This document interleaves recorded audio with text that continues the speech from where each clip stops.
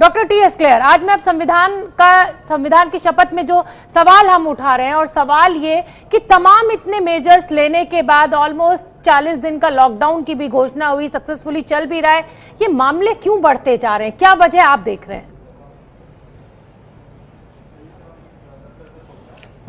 देखिए, ऐसे है कि मैं ये कहूंगा कि ये बात नहीं है कि हमारा लॉकडाउन जो है इफेक्टिव नहीं है। मैं तो बल्कि ऑप्टिमिस्टिक हूं इन दी सेंस जो हमें प्रीएम्प्टिव एक्शन लिया है गवर्नमेंट ने इंडिया में, तो उसकी वजह से हमारे केसेस, अगर टोटल नंबर ऑफ केसेस ले लिए जाएं, बहुत कम हुए हैं as compared to the rest of the world. So actually मेरा ख्याल तो ये है, जैसे मेरे दोस्त हैं यूएसए में हैं, इंग्लैंड में हैं, वो इंडिया की प्रेज करते हैं कि भाई इंडिया ने बहुत अच्छा किया है। लेकिन मैं ये भी मानता हूं कि जो टोटल नंबर ऑफ केसेस हैं वो कहीं ज्यादा हैं, क्योंकि अभी हमारी टेस्टिंग कम है। लेकिन एक चीज क्लियर है कि दो चीजें क्लियर हैं। एक तो ये है कि हमारी टोटल मोर्टेलिटी है, जैसे 850 या 900 के करीब पेशेंट की डेथ हुई है, that is number one. Number two, ये भी हमें पता है कि बहुत सारे पेशेंट इंटेंसिव केयर यूनिट में नहीं हैं। अगर जो सिक पेशेंट हैं, देखो 3 से लेकर 4% पेशेंट जो हैं वो पेशेंट हैं जो कि क्रिटिकल होते हैं इसमें।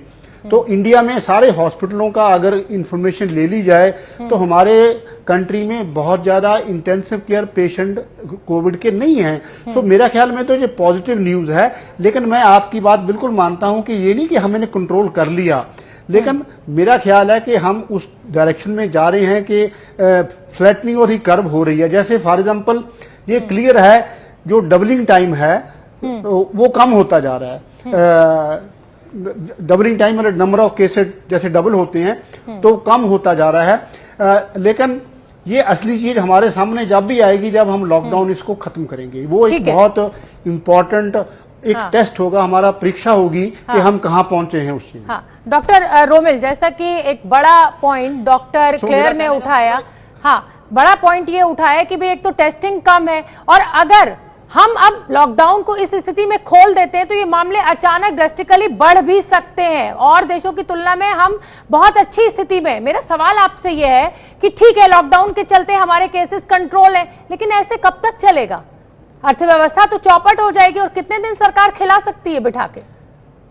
देखिए, कंटेनमेंट जोन्स जो हैं वो बढ़ रहे हैं। आप दिल्ली में ही देखिए 99 हॉटस्पॉट्स हैं, या पूरे इंडिया में देखिए आप कितने हॉटस्पॉट्स हैं। अगर आप स्पेसिफिक सिटीज देखे, बॉम्बे देखे, दिल्ली देखे, पूना देखे, इंदौर देखे, या जयपुर देखे, या अहमदाबाद, तो 50-60% केसेस तो इन्हीं शहरों में। अब आप यहाँ पर अगर खोल दोगे लॉकडाउन तो वो तो फिर बढ़ेगा रिस्क। तो एक भी केस अगर निकल गया बाहर, वो तो बढ़ाता रहेगा। तो ये इससे बाहर निकलना हमारे लिए मुश्किल हो जाएगा। देखिए, लॉकडाउन की अपनी लिमिटेशन है, वो मैं मानता हूँ।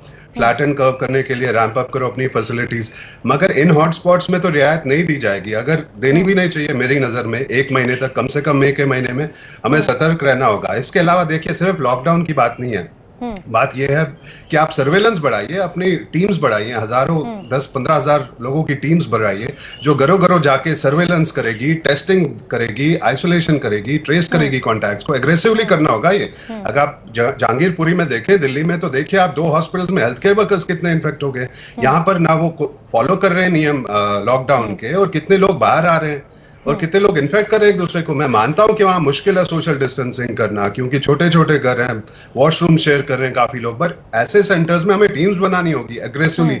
आज की डेट में अगर फैल रहा है तो इन्हीं चीजों के कारण फैल रहा है। बॉम्बे में देखो, धारावी में, या जहांगीरपुरी देखो दिल्ली में। तो ये इन पे थोड़ा सा फोकस करना चाहिए। डॉक्टर क्लेयर, हेल्थ मिनिस्टर कह रहे हैं कि हम कोशिश में है कि 1 लाख टेस्ट रोजाना हो। तो ये मान के अब हम चलें कि अगर 1 लाख टेस्ट रोजाना होंगे तो ये संख्या अचानक बहुत तेजी से बढ़ेगी, और जो हम कह रहे हैं, दावा कर रहे हैं कि कंट्रोल हो रहा है, वो सिचुएशन कुछ दिनों के लिए बिगड़ेगी।